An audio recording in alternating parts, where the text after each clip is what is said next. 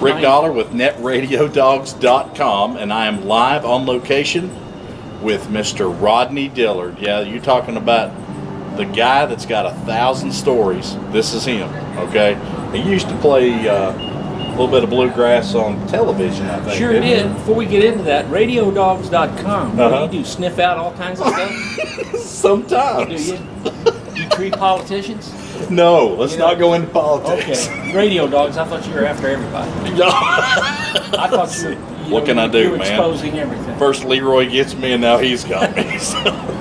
Yeah, people probably remember him most of all. Of course, we had another career besides that from the Andy Griffith Show. Right. And, of course, you got on that show years ago. Right. We left home and 55 Cadillac and a one-wheel trailer. I've told this story before. Wow. $9.50. And left Missouri and headed for California. Good Lord. Yeah. That was in 62, I believe.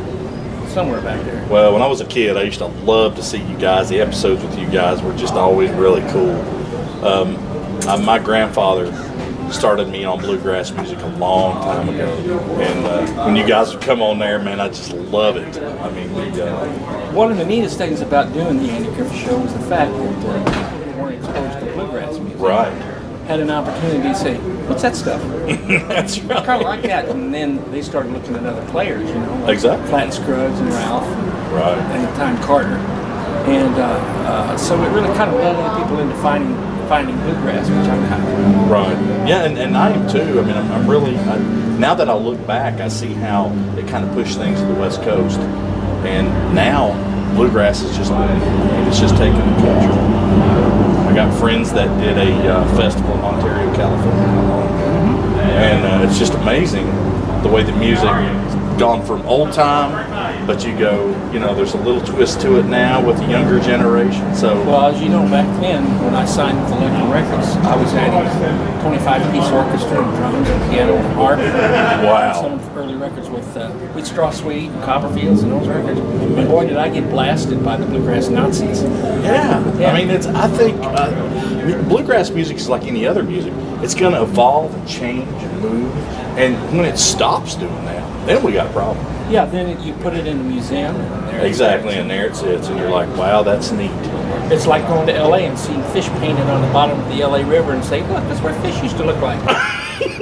See that? I couldn't have said it better myself, you know. Yeah. So what are you doing at Song of the Mountains? You guys playing a little deal here? Yeah, we're doing a thing for Tim White again. You know, I love the sound in this theater.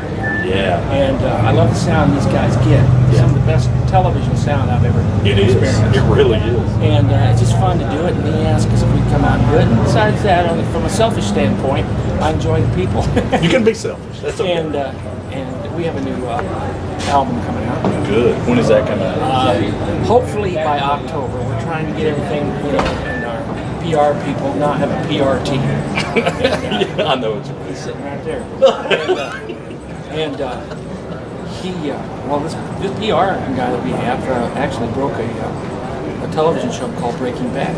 Wow, no kidding. Yeah, Ken Lindad, his company. So he thought I had some miles in me left, so he encouraged me to come back out and do it. So, I think you do too.